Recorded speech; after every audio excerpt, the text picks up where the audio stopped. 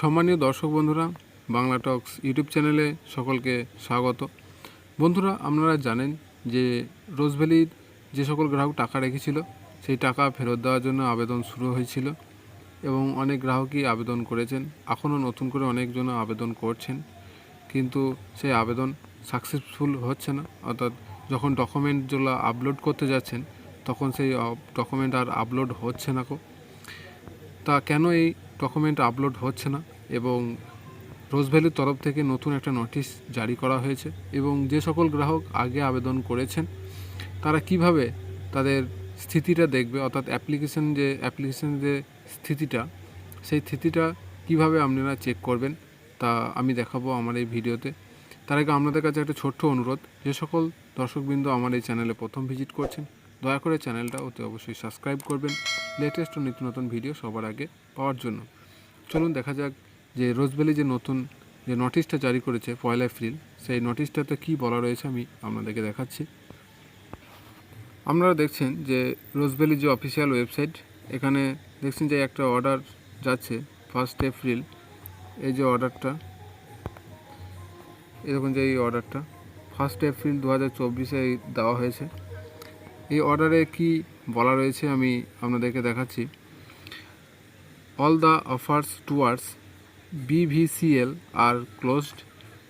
যে সকল আবেদন নতুন করে করছেন সেগুলো বন্ধ রয়েছে, কারণ no new offers shall be accepted under the further order by the committee.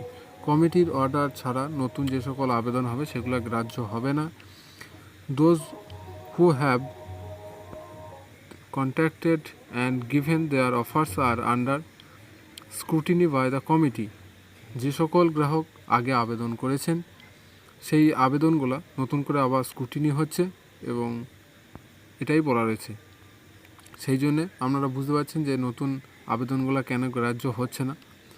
আর যে সকল গ্রাহক আগে আবেদন করেছেন তাদের আবেদনের স্থিতিটা কীভাবে চেক করবেন, আপনারা রোজভ্যালির অফিসিয়াল ওয়েবসাইটে আসার পর এই যে উপরে দেখছেন 3 লাইন আছে, এখানে আপনারা ক্লিক করবেন। ক্লিক করার পর যে ইনভেস্টর বলে যে অপশানটা রয়েছে এই ইনভেস্টরে ক্লিক করবেন। ইনভেস্টরে ক্লিক করলে আপনার সামনে এরকম ধরনের একটা পেজ ওপেন হবে, এরকম ধরনের। এখানে আপনি প্রথমেই যে সার্চ করবেন কোনটা দিয়ে, সার্টিফিকেট নম্বর অথবা অ্যাকনোলেজমেন্ট যে নম্বরটা রয়েছে এখানে আপনি লিখবেন। লেখার পর আর ইউ এ হিউম্যান, এই যে অঙ্কটা দেওয়া রয়েছে এই অঙ্কটা আপনি ফিল করবেন। ফিল করার সঙ্গে সঙ্গে আপনার এখানে সমস্ত কিছু শো হতে লাগবে।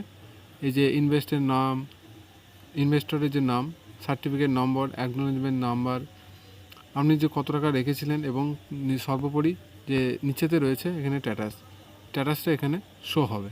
আপনারা প্রতিনিয়ত চেক করতে থাকবেন, কারণ যে সকল গ্রাহক আবেদন করেছেন আপনাদের স্ট্যাটাসটা চেক করবেন কোন পরিস্থিতিতে রয়েছে, এইভাবে আপনি চেক করতে পারেন।